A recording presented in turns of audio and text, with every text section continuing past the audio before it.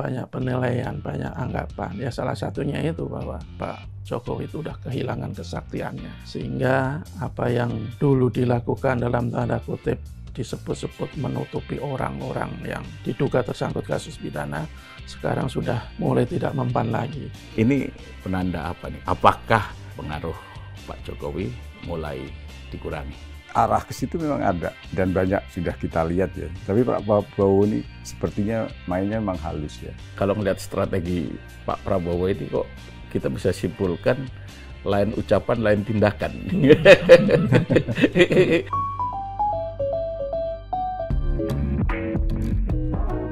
Halo Sobat Media Indonesia, salam sehat dan selalu semangat.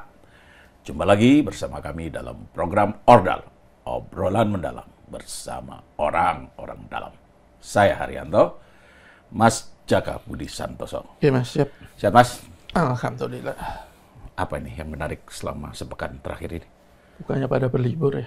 Oh iya lagi berlibur, tapi politik kan nggak pernah libur.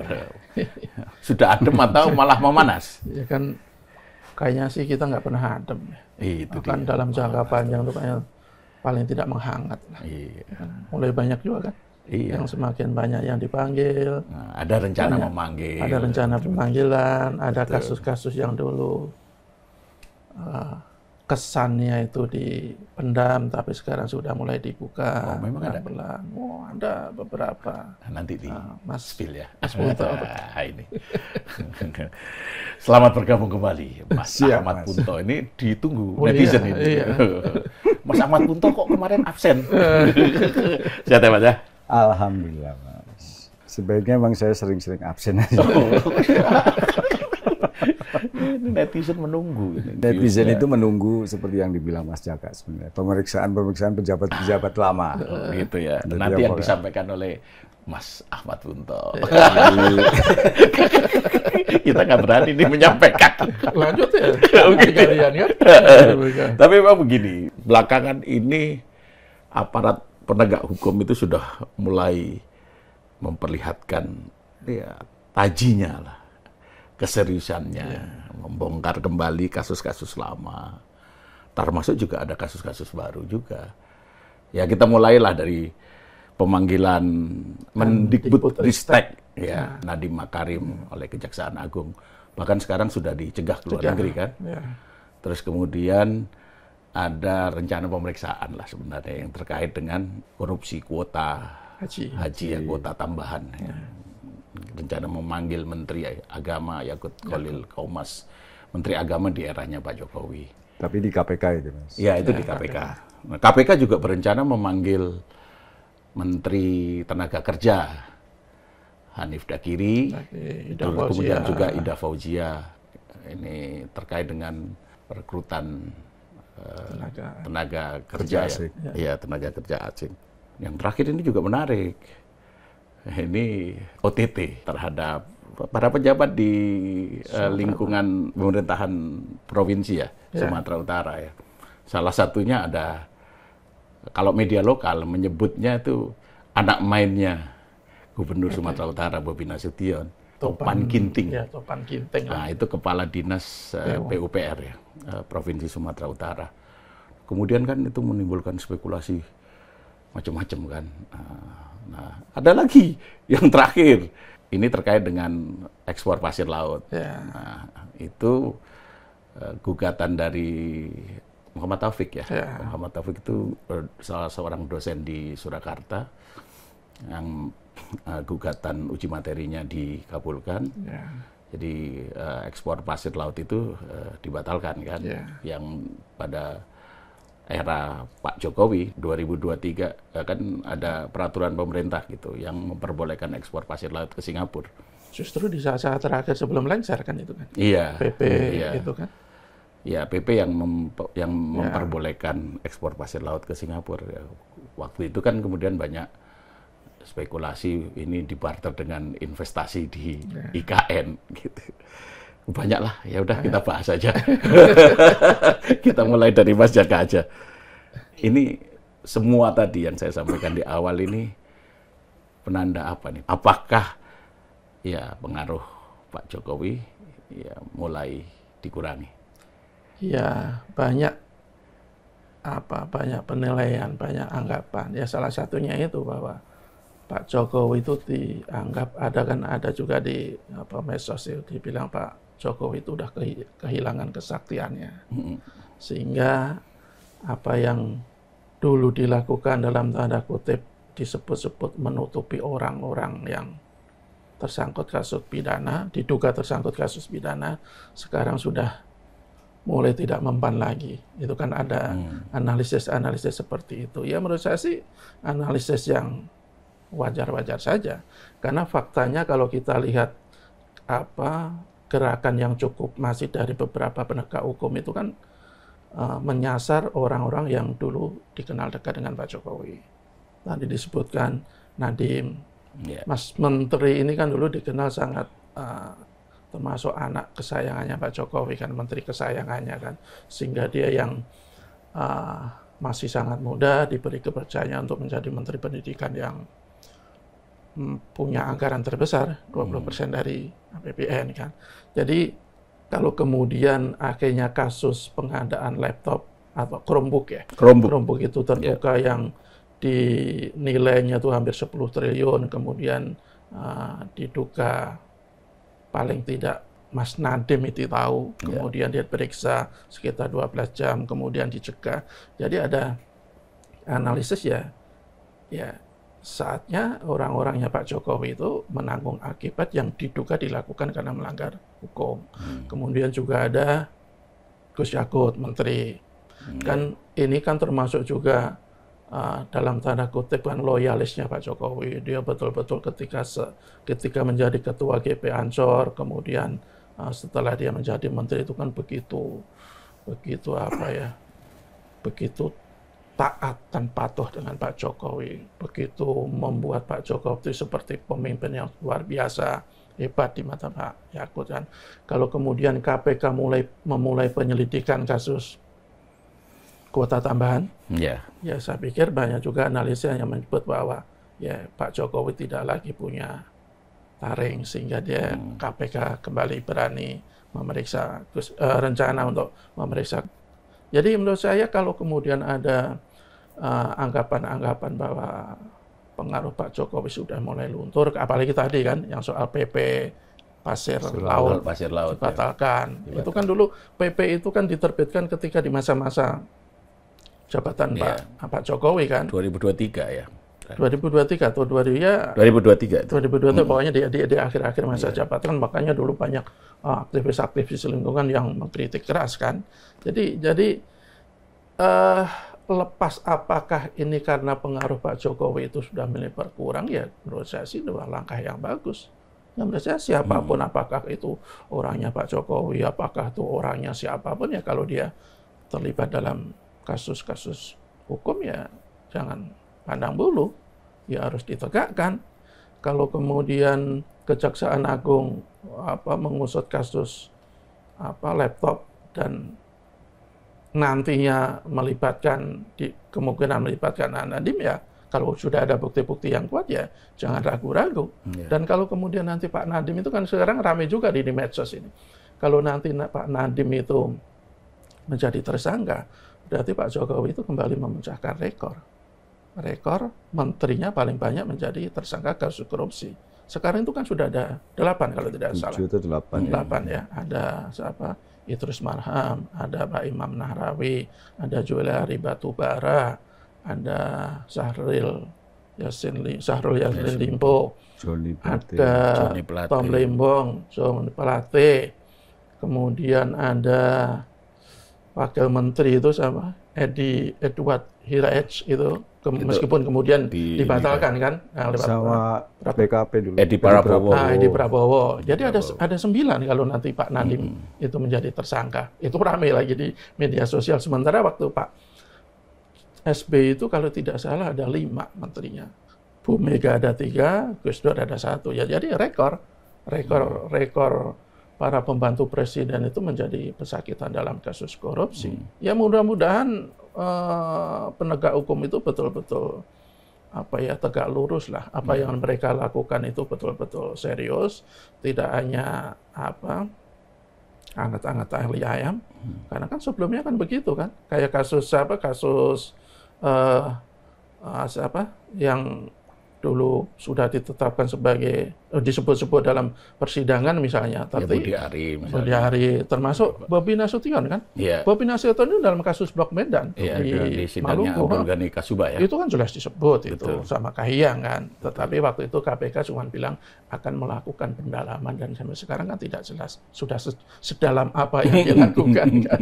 Ya mudah-mudahan nanti kalau dalam kasus ini, tapi lagi-lagi kalau ada bukti ya. Iya. Kalau ada bukti ya jangan ditutup-tutupin bukti-bukti itu. Jangan lagi hanya orang-orang yang tidak punya cantelan kekuasaan yang kena tindakan, sementara yang masih punya candelan kekuasaan mereka aman-aman saja. Ya, kan tentu kita semua, termasuk publik juga berharap bahwa aparat penegak hukum ini kan tegak lurus ya, untuk menegakkan hukum seadil-adilnya kan gitu kan. Ya kemudian menjadi pertanyaan, mengapa kasus-kasus tadi yang disampaikan oleh Mas Jaka ini baru sekarang mulai ditelisik kembali, padahal kan ya itu berlangsung sudah cukup lama gitu. Mengapa menunggu sampai 8 bulan pemerintahannya Pak Prabowo? Itu yang pertama. Kedua, yang terkait dengan dugaan korupsi yang dilakukan oleh Kepala Dinas PUPR Sumatera Utara, Topan Ginting. Ya, Topan Ginting yang disebut memiliki kedekatan dengan Gubernur Sumatera Utara, Bobi Nasution, yang menantunya Pak Jokowi. Dan kalau kita pakai logika sederhana, apa yang diputuskan oleh seorang kepala dinas kan seharusnya diketahui oleh atasannya, dalam hal ini Gubernur Sumatera Utara.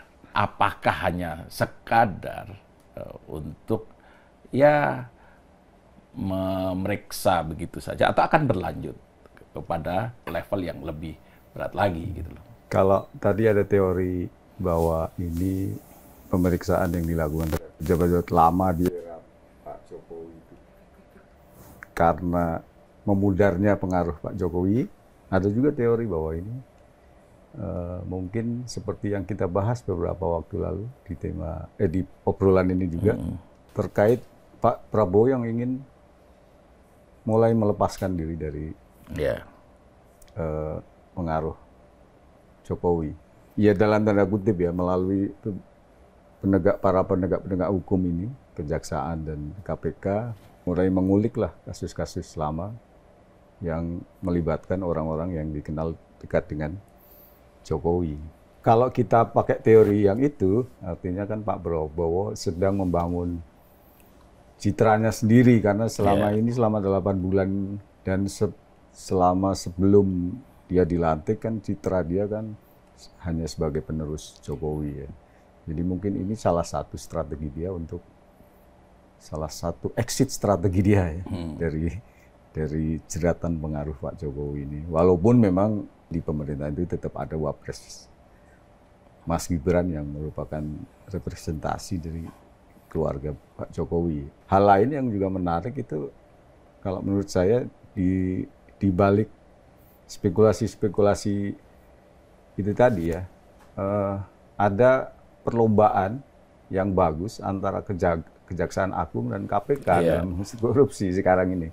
Kalau saya lihat ya, walaupun belakangan ini Kejaksaan Agung yang mungkin kalau kita lihat dari nilainya, nilai kerugian negara dari dugaan korupsi yang mereka usut, itu mungkin lebih menang ya daripada KPK. Tapi KPK yang di periode kemarin melempem, yang sekarang sepertinya udah agak mulai naik lagi nih kinerjanya gitu kan, setelah dikritik habis-habisan oleh publik. Jadi saya kira terkait dengan pertanyaan kedua tadi Mas, apakah korupsi-korupsi termasuk yang di lingkungan pemerintahan Provinsi Sumatera Utara itu, apakah akan menjerat tokoh yang lebih tinggi lagi, termasuk Pak Gubernur Bobi Nasution? Saya kira sangat mungkin itu dilakukan. Itu kan kalau kita perhatikan ya mungkin kasusnya hampir sama seperti yang dana hibah di Provinsi Jawa Timur ya, yang melakukan anak-anak buahnya, tapi kan kita tidak bisa melepas pemahaman bahwa apapun yang diputuskan anak buah, si bosnya yang tahu gitu kan. Tapi kalau kita juga merefer juga dari kasus Jawa Timur yang para anak buah ini sudah dijerat lama, Bu Khofifahnya juga baru diperiksa belakangan ini, bisa jadi Bobi juga akan memakan waktu lama untuk menunggu apakah sampai ke Pak Gubernur Bobi atau tidak gitu ya. Jadi saya kira ini satu progres yang menarik dari para penegak hukum dalam kaitan upaya pemberantasan korupsi ya. Tanpa kita melihat ada spekulasi-spekulasi apakah ini lunturnya pengaruh Pak Jokowi atau ingin lepasnya Pak Prabowo dari pengaruh Jokowi, saya kira perlombaan antara dua penegak hukum itu juga perlu kita semangati.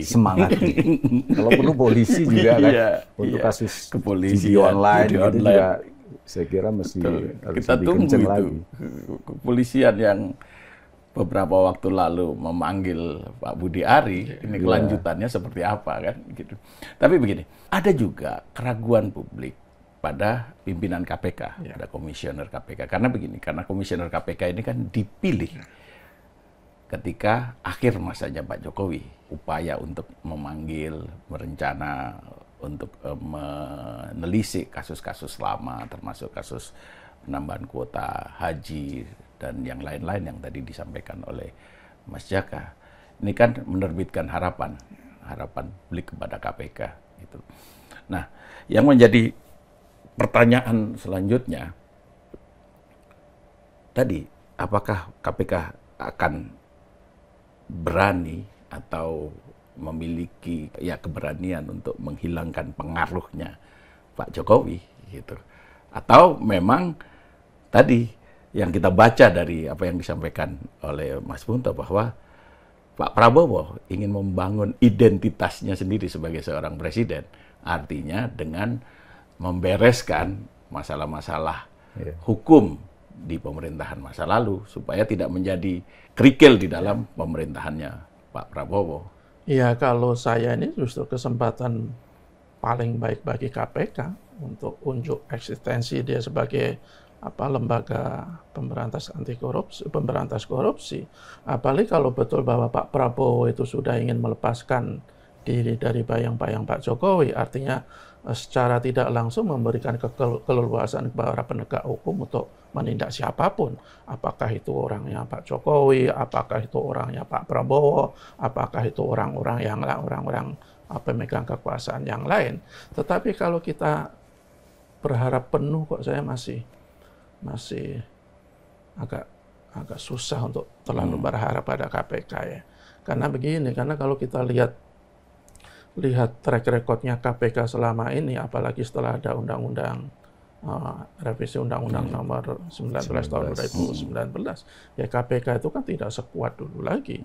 Apalagi kalau kita lihat lagi kepada orang-orang yang menduduki posisi pimpinan KPK, kan justru ada beberapa, atau adalah bukan beberapa, ada yang selama ini justru menjadi sorotan negatif kan, karena diduga melakukan pelanggaran-pelanggaran yang semestinya tidak boleh dilakukan oleh seorang pimpinan KPK. Tetapi ya sekali lagi, inilah kesempatan mereka untuk unjuk bukti lah. Jangan sampai kayak kemarin ketika di pengadilan itu sudah terungkap terang benderang, ada fakta bahwa Bobi Nasution dan Kahiyang itu diduga terlibat dalam kasus Blok Medan, tetapi sama sekali tidak ada upaya untuk mendalami. Paling tidak didalami dulu lah, apakah betul itu fakta-fakta persidangan. Karena kalau fakta-fakta persidangan itu semestinya kan petunjuk awal yang sangat kuat untuk melakukan tindakan-tindakan selanjutnya.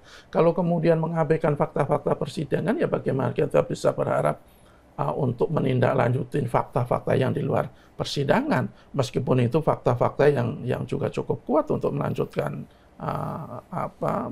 kasus ini ke tahap berikutnya, termasuk dalam kasus Bobi misalnya, kita belum tahu dan kita juga sebenarnya juga tidak memastikan meskipun korupsi itu dilakukan anak buahnya kemudian atasannya otomatis juga terlibat, otomatis juga tahu, itu juga belum tentu juga. Tetapi kalau kita lihat dalam kasus Bobi, kasus posisinya Pak Topan Ginting ini kan dikenal sebagai orang dekatnya Pak Bobi. Sebutannya sebagai ketua kelas. Ya, ketua kelas. Ada yang bertanya kepala sekolahnya siapa. Dia pernah kalau tidak salah menjadi Kadis PU Medan. Waktu Bobi jadi wali kota. PLT Sekda. Kalau sudah Kadis PU kemudian PLT Sekda, ya berarti udah kayak bestie lah sama Pak Bobi. Betul. Ya apakah kemudian Bobi Nasution itu tidak tahu sama sekali, bisa jadi iya. Tetapi kalau kemudian ada yang menganggap dia pasti tahu, ya wajar. Apalagi nilainya juga tidak kecil loh. Berapa? 41. Kalau proyeknya, nilai proyeknya 231,8 miliar. Yang ditilep lah katakanlah masuk ke para itu pihak. pembagiannya ini kan 4%. Iya kan? Sekitar 41. Itu kan bukan uang sedikit. Apakah uang sebanyak itu tidak sepengetahuan pucuk pimpinan? Itu kan kok kecil kemungkinannya gitu. Jadi ya sekali lagi ini ya buktikanlah bahwa KPK itu masih ada. Kalau kemudian cuman menindak orang-orang yang tidak punya backing kekuasaan, ya buat apa ada KPK? Kalau KPK masih seperti sekarang, ya menurut saya sih udahlah bubarkan aja KPK. Mendingan kembali fokuskan aja kepada Kejaksaan Agung sama kepolisian. Nah, ini menurut saya bukan berarti kita tidak suka dengan KPK. Ini sebenarnya tantangan bagi KPK. Anggaran yang diberikan negara kepada KPK itu kan tidak sedikit. Ya kalau kemudian cuma hanya menangkap sekelas kepala dinas, kemudian pelaksana proyek, pembuat komitmen, tapi tidak bisa menyentuh kasus-kasus besar yang diduga melibatkan orang-orang besar, ya buat apa ada KPK? Ya. Jadi mudah-mudahan betul tadi Mas Unto, saya juga sangat setuju. Mudah-mudahan betul-betul ada perlombaan Kejaksaan Agung dengan KPK. Bersaing itu kan tidak selamanya buruk kan, meskipun itu antara pemerintah. Kalau bersaing demi kebaikan, demi memberantas korupsi, yaitu ya kita inginkan antara KPK, Kejaksaan, Polri. Kejaksaan pun sebenarnya ya secara umum oke lah banyak kasus yang dia ungkap, tetapi kan penyelesaiannya juga masih perlu kita pertanyakan juga. Saya juga tidak tahu misalnya yang kasus tata kelola minyak sama Pertalite rasa Pertama itu sampai sekarang udah sampai mana? Kayaknya udah berapa bulan ya? Iya betul. Sudah sampai mana itu kasusnya itu? Apakah hanya berhenti? Yang awalnya kerugian negaranya itu sampai disebutkan sampai berapa? Satu kuat 1.000 triliun kan? 1.000 triliun. 900 sekian lah. Iya. Apakah begitu lama ya untuk menyelesaikan kasus seperti itu ya? Jadi kan perlu pertanyakan juga. Kita menyambut baik mereka berani memanggil mantan Menteri Nadiem. Tetapi kalau kemudian ujung-ujungnya ya tidak jelas penyelesaiannya, ya kita khawatirkan hanya sekedar ya untuk menyenangkan publik sesaat aja. Tapi ya sebenarnya mereka juga masih belum betul-betul bisa kita harapkan sebagai pemberantas korupsi yang luar biasa.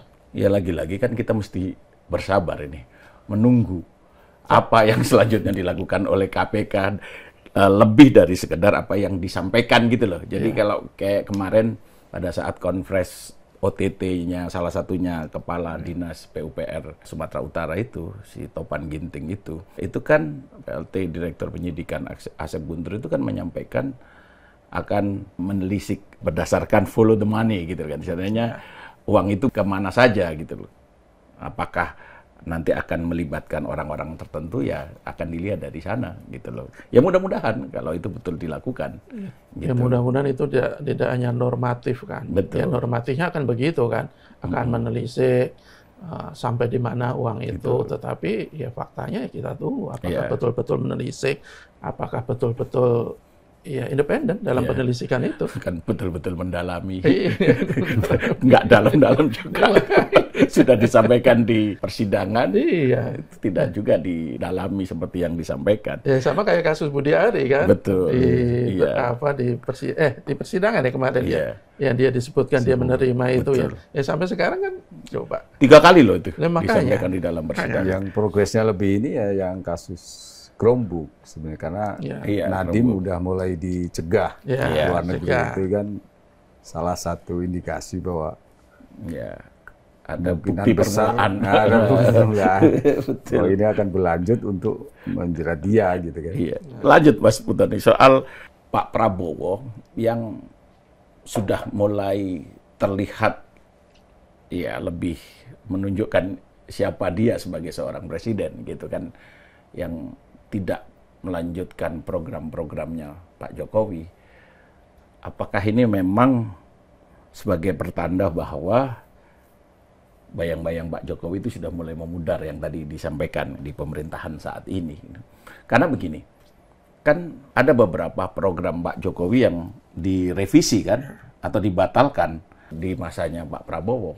Sebut saja misalnya kemarin belum lama pembubaran Satgas Saber Pungli misalnya. Terus kemudian MA membatalkan izin ekspor pasir laut itu yang dari uji materi dari dosen di Surakarta itu Muhammad Taufik.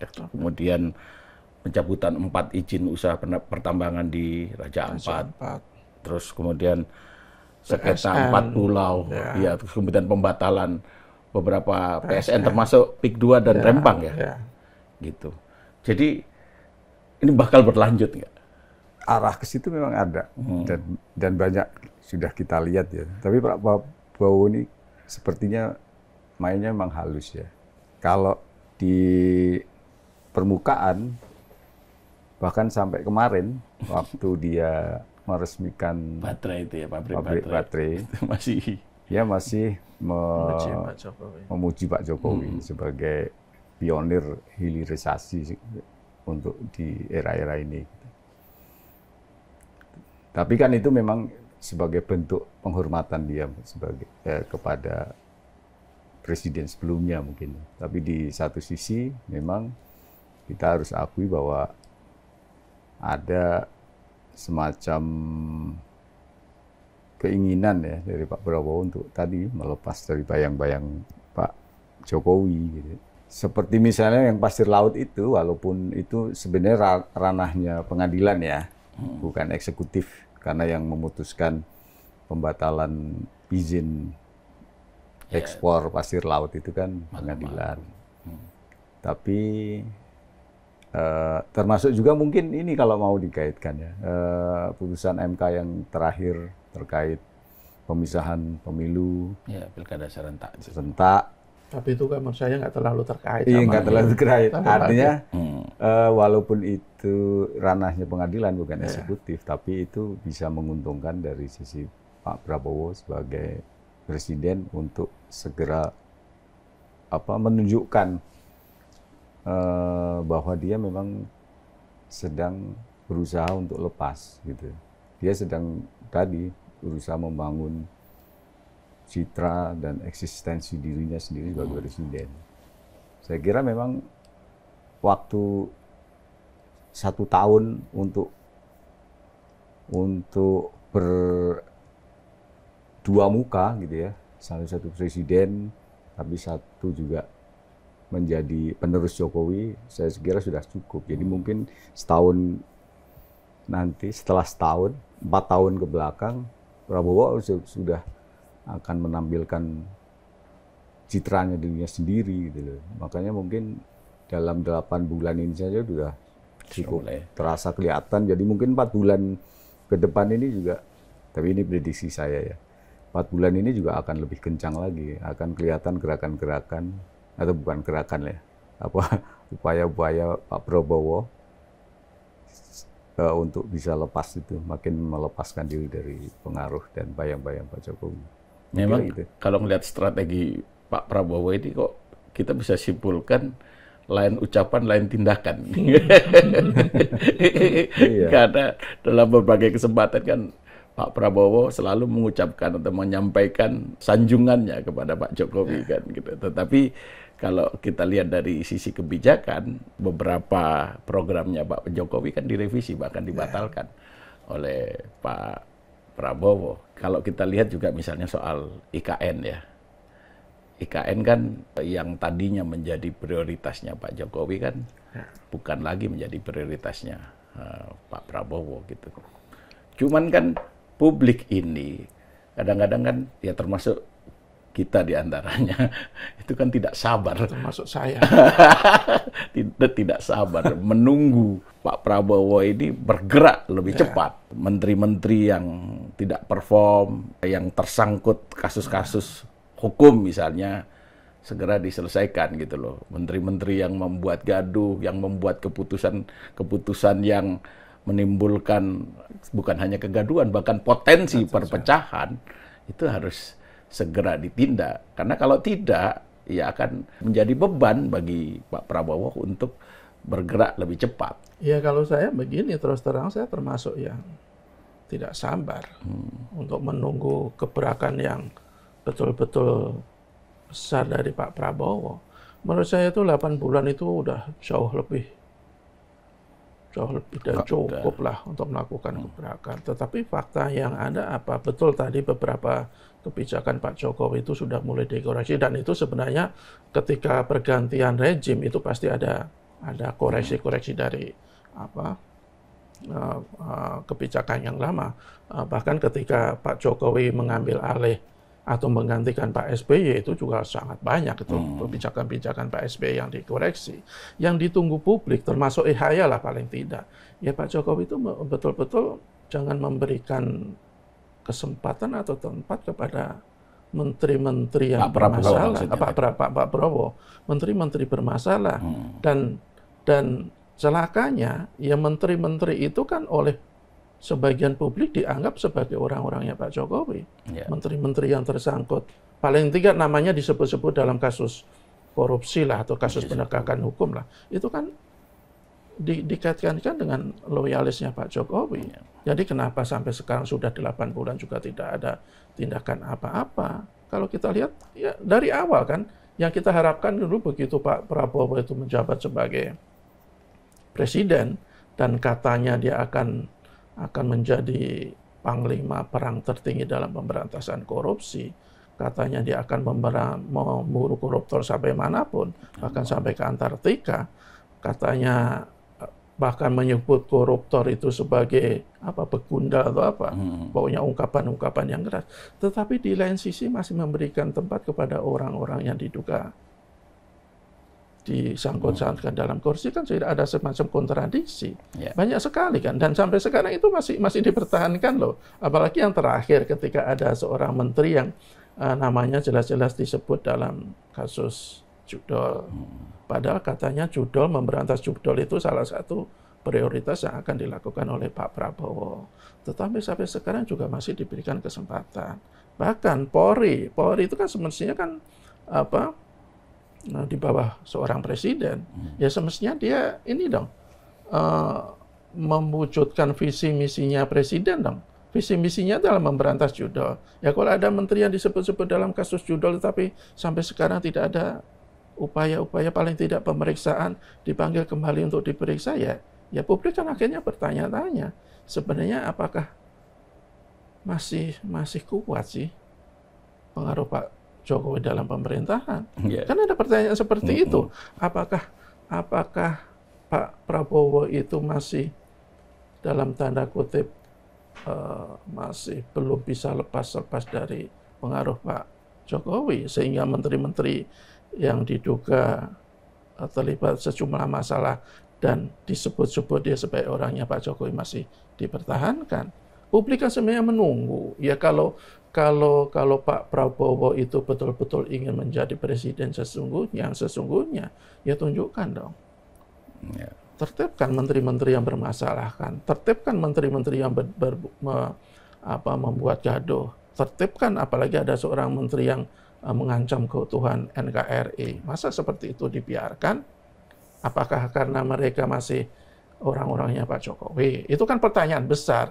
Kalau kemudian hanya merevisi ada, ya kita setuju ketika ada kebijakan rezim lama dinilai tidak bagus, tidak pro rakyat, kemudian revisi, itu yang seharusnya dilakukan. Tapi saya pikir itu jauh dari cukup untuk menunjukkan bahwa Pak Prabowo itu betul-betul presiden, ya satu-satunya presiden di negara kita. Belum cukup lah itu sebagai ukuran.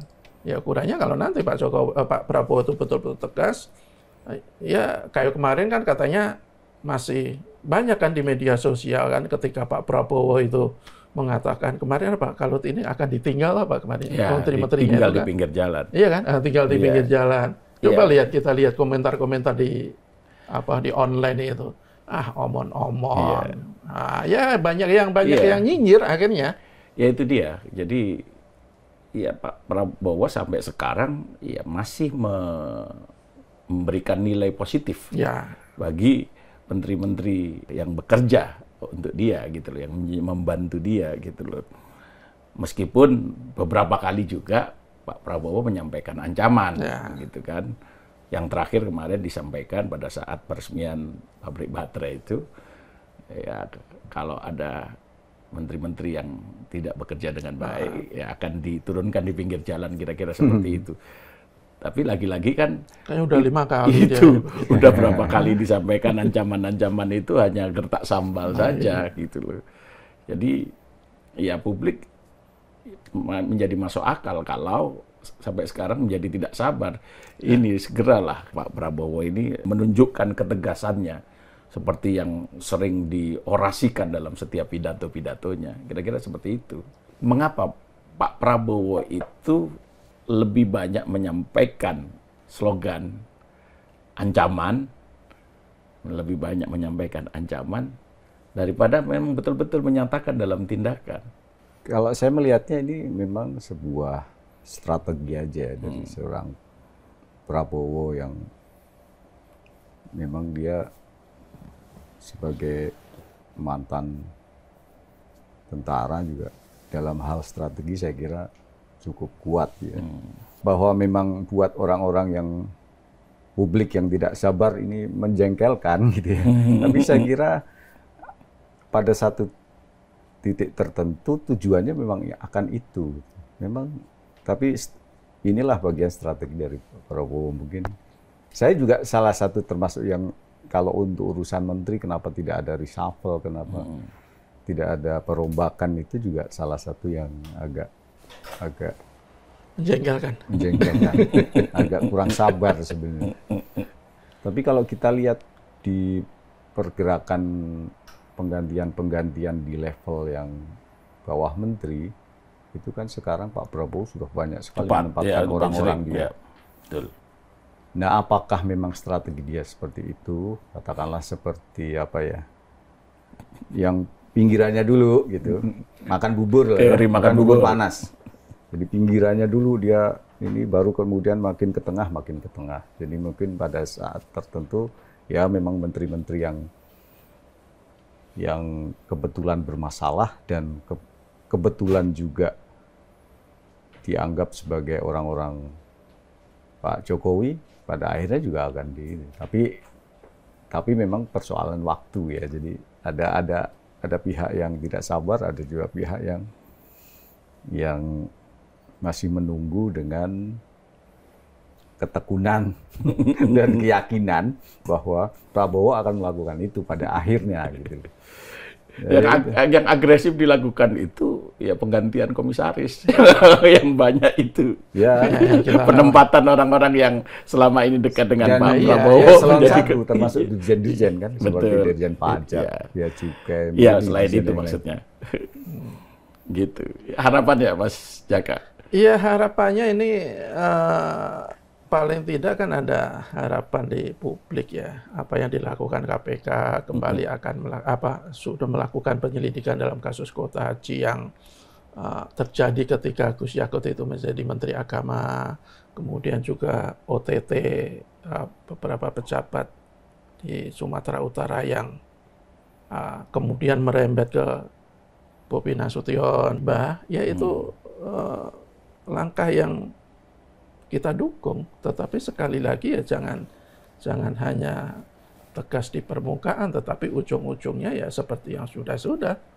Hasilnya juga tidak jelas, tidak menyentuh ke orang-orang penting, tetapi hanya sekedar ingin memuaskan, memberikan kepuasan semu kepada publik lah. Saya pikir jangan hal-hal seperti itu jangan lagi dilakukan. Publik saya pikir sudah mulai sangat cerdas bahwa apa yang dilakukan oleh penegak hukum itu memang semata-mata untuk menegakkan hukum secara imparsial atau hanya untuk memuaskan kepentingan sebagian pihak. Ya mudah-mudahan serius dan mudah-mudahan Pak Prabowo betul-betul ya mewujudkan apa yang dia sampaikan selama ini. Ya kan berkali-kali kita katakan bahwa ya ini masa kampanye kan sudah lewat. Sudah lewat berapa tahun yang sudah setahun yang lalu lah kampanye. Setahun lebih lah. Ini saatnya untuk merealisasikan apa yang dia kampanyekan selama ini. Kalau katanya akan memberantas korupsi, ya tunjukkan bahwa Pak Prabowo itu serius. Katanya akan memberantas judol, ya tunjukkan bahwa Pak Prabowo yang punya segala perangkat untuk memberantas judol itu betul-betul serius. Jangan ingin yang memberantas judol, tetapi ada orang yang di depan mata diduga terlibat judol, tapi sampai sekarang masih diberikan tempat terhormat. Saya pikir publik tidak inginlah hal-hal seperti itu kan terus berlanjut. Publik saya pikir ingin Pak Prabowo itu segera menjadi presiden yang betul-betul presiden, tidak terpengaruh oleh bayang-bayang siapapun termasuk bayang-bayang Pak Jokowi. Ya, dan saya sekali lagi bilang ya 8 bulan itu udah lebih dari cukup lah untuk mengakhiri itu semua. Tapi ngomong-ngomong Pak Jokowi sekarang gimana ya? Tadi kan untuk Pak Prabowo, untuk Pak Jokowi juga harus inilah seperti yang beliau sampaikan kan, menjadi rakyat biasa, kembali ke Solo gitu kan, hidup tenang gitu kan, apalagi sekarang kan sedang dalam kondisi tidak sehat gitu ya kan, ada alergi setelah pulang dari Vatikan. Kalau ya kan? pengen eksis, lepas suka atau tidak suka dengan kepemimpinannya Pak SBY, eksis itu memberikan gagasan-gagasan. Betul. Kayak kemarin dia Pak SBY memberikan gagasan bagaimana perang Iran-Israel. Itu kan kelihatan berkelas tuh. Sebagai seorang mantan presiden punya pemikiran seperti itu, bukan ya narsis di kamera, apa-apa di. Tapi kalau kita mau husnudon, ya ternyata memang masih banyak warga yang mendatangi kediaman Pak Jokowi kan. Bahkan pada saat Pak Jokowi berulang tahun kemarin kan banyak yang hadir, banyak yang antri, banyak juga yang membawa tumpeng untuk tumpengan. Ada juga yang mendapatkan bingkisan gitu kan. Ya tentu saja ya lagi-lagi kita semua berharap masing-masing kembali kepada kitohnya kan. Pak Prabowo sebagai presiden tunjukkan bahwa Pak Prabowo adalah presiden yang seutuhnya, tidak terpengaruh oleh siapapun gitu loh, termasuk oleh presiden sebelumnya. Gitu kalau Pak Jokowi itu posisinya emang unik ya. Dia presiden atau tokoh lah yang begitu banyak pemujanya, bahkan dia di Nasbih katanya memenuhi syarat sebagai nabi. Tetapi di sisi lain dia adalah mantan presiden yang belum ada presiden yang dihujat sedemikian brutal. Itu dia. Jadi gimana ya? Ya kita kembalikan ke inilah. Yang mudah-mudahan Pak Jokowi bisa memposisikan diri lah dengan baik lah. Kita tanya Mas seperti apa harapannya. Saya sih sebenarnya kemarin berharap Pak Jokowi itu untuk legitimasi cawe-cawenya, ya udah dia ambil jadi ketua umum PSI, daftar, gitu kan? Jadi kan dia lebih resmi katakanlah begitu untuk bisa bermain politik di kancah politik nasional gitu. Kalau dia sebagai ketua umum partai, kalau menang kemudian ya jadi ketua umum partai. Tapi nyatanya kan tidak, di akhirnya tidak jadi mendaftar, ya, tetap Kaisang yang daftar. Ya artinya dia mungkin memang suka bermain di balik layar ya setelah jadi presiden selama 2 kali ini. Jadi ya itu sebenarnya kalau saya itu patut disayangkan karena dengan ambisi dia, nafsu dia untuk bisa cawe-cawe itu sebenarnya dengan dia berlabuh dan memimpin sebuah partai jadi terlegitimasi. Jadi terlegitimasi gitu loh. Tapi sekarang kan enggak. Sementara untuk Legowo dia juga belum mau gitu. Sebagai sekedar mantan presiden dia kayaknya belum mau. Tapi untuk melangkah yang lebih jauh tapi dia juga tidak mau masuk dan memimpin sebuah partai politik. Tapi mau berebut sama anaknya. Tapi mungkin Pak Jokowi karena sudah mengkalkulasi kan, dia hitung, wah ini bakalan berat juga gitu loh untuk membesarkan PSI kan. Karena kemarin kan beliau sampaikan juga, ya, saya harus mengkalkulasi dulu. Jadi kendaraan mana lagi yang mau dibesarkan kalau ya siapa tahu kan dia Atau masih punya beberapa orang dekat di partai kan, termasuk ketua umum partai Golkar misalnya. Atau karena sakit ya. Bisa jadi. Ya mudah-mudahan makanya tadi saya bilang, ya sekarang ya beliau konsentrasi di penyembuhan penyakitnya saja gitu. Terus betul-betul merealisasikan apa yang pernah diucapkan, menjadi warga negara biasa, hidup tenang di Solo, ngomong cucu, main gitar atau melukis kalau bisa melukis kan. Nah, sayangnya Pak Jokowi tidak hobi melukis kelihatannya. Juga tidak hobi main gitar ya. Gitu. Cukup ya. Apalagi hobi membaca. Apalagi hobi membaca. Tapi ya beliau cukup aktif sebenarnya di Instagram. Cuman belakangan ini karena sakit sudah 2 pekan ini tidak ada wajah beliau setelah ulang tahun ya. Setelah ulang tahun sempat ada sebentar pada saat perayaan ulang tahun itu pun muncul sebentar. Makanya biasanya selama ini kalau umpamanya main ke mall sama cucunya itu kan biasanya langsung di-share kan, langsung di-upload. Ya mudah-mudahan Pak Jokowi sehat lah. Iya, ya kita doakan bersama-sama lah gitu. Baik, cukup ya? Cukup. Baik, Sobat Media Indonesia. Demikian perbincangan kami, semoga bermanfaat.